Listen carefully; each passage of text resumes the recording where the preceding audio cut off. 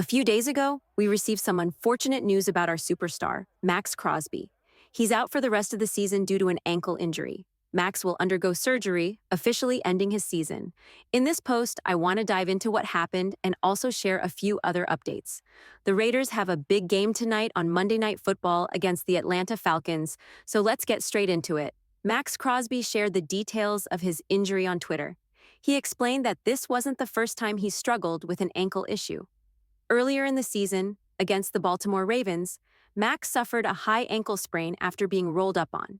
Despite that, he fought through the injury, showing just how determined he is. We all know Maxx Crosby is a warrior and never gives up. Unfortunately, this past week, he was cut-blocked again, which led to another ankle injury. After weighing his options, Max decided to have surgery. I think this is the right decision. Max could push through and probably play the last few games of the season, but he wouldn't be 100%. That would put his long-term health at risk. Plus, playing hurt wouldn't help the team much, and it would only slow down his recovery for next season. By having the surgery now, he can focus on getting fully healthy and ready for the offseason, which is important for both him and the team. Looking ahead, if Max has surgery, he'll need around 5-6 weeks to recover. The season will be over by then, and he'll be set to start his off-season program. As for the Raiders, we're still a good team, even with all the challenges we've faced. Sure, our coaching hasn't been great, and our quarterback situation is far from ideal, but we do have solid players. We're missing a few key pieces, like a top-tier running back, but we've got talent. Brock Bowers, one of the best tight ends in the league, is on the roster. Michael Mayer, who's arguably better than many starting tight ends in the NFL, adds depth. We also have solid players like Jacoby Myers, Trey Tucker, and Sincere McCormick, who's been impressive. On the offensive line, we've got a top-tier center in Jackson P. Johnson and a solid tackle in Colton Miller. But despite all that talent, we're still lacking a strong coaching staff, and that's a big hurdle.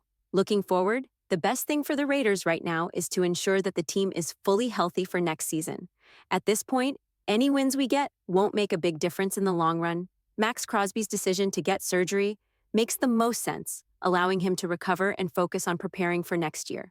Some people may argue that the Raiders are just trying to tank for the rest of the season, and honestly, I wouldn't be surprised if that's the case. There are a few reasons why this might be happening, but at this point, the focus should be on rebuilding and getting ready for a fresh start next season. First, let's talk about the Raiders' quarterback situation. Adam Schefter recently confirmed that Desmond Ridder is expected to start for the Raiders tonight against the Falcons. Aiden O'Connell is listed as questionable and will work out pregame to see if he's able to play. But for now, it looks like Ridder will be the starting quarterback. Honestly, I'm not surprised. I mentioned in a video just a few days ago that I didn't think O'Connell would be playing again this season. Although he's expected to work out, I just don't think it's going to happen. In fact, I wouldn't be surprised if we see Desmond Ridder for the rest of the season, and we might even get a look at Carter Bradley at some point, which is something I'm curious to see. It'll be interesting to watch Ridder play against the Falcons, especially since he was drafted by them. Now, looking at the bigger picture, many people believe that any win from here on out for the Raiders won't make much of a difference. But there's some important news that could impact the Raiders' future. Penn State quarterback Drew Allar recently announced that he plans to return for his final year of college football. This is significant because Allar was considered one of the top quarterbacks available in the upcoming draft. In fact, many had him pegged as a potential #1 overall pick, but now he'll stay in college for another year. Even if he wasn't the #1 pick, he would have still been one of the top quarterbacks selected, likely a top 10 pick. Allar's decision means that the quarterback class for this draft is losing one of its top players, and it could shift things for teams like the Raiders who are looking for a future quarterback. If the Raiders can land a quarterback in the first round and maybe grab a running back in the second, they could really build a strong offense.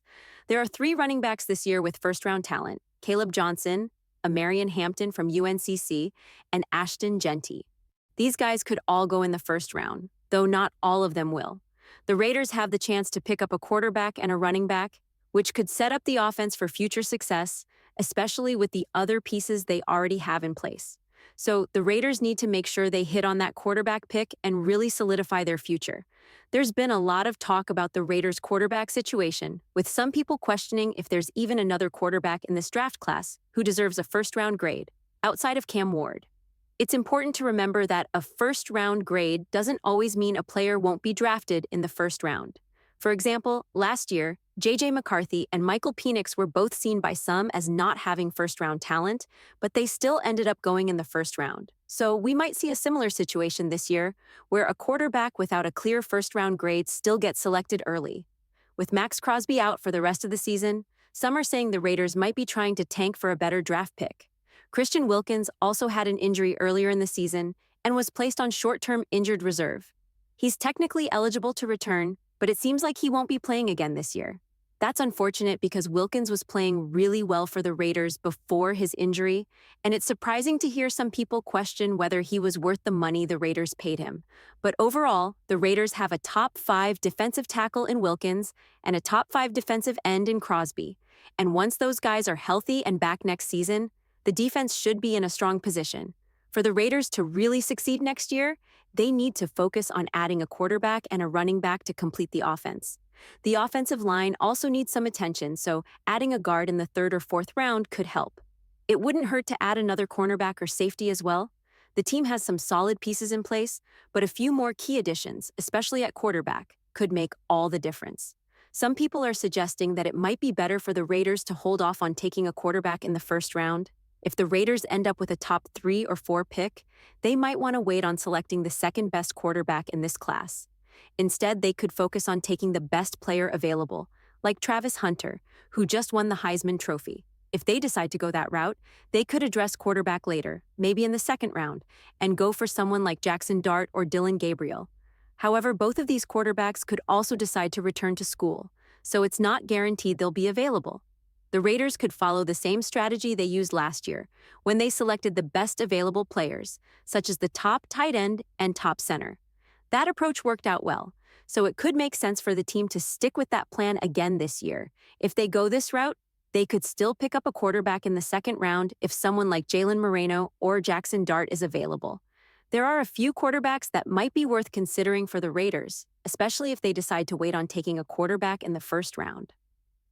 Jalen Milroe, Jackson Dart, and Brady Cook are all intriguing options. While none of them are considered to be top-tier quarterbacks, they have one thing in common. They've all played in the SEC, the most competitive conference in college football. That experience is invaluable, and all of these quarterbacks have proven they can win games for their teams.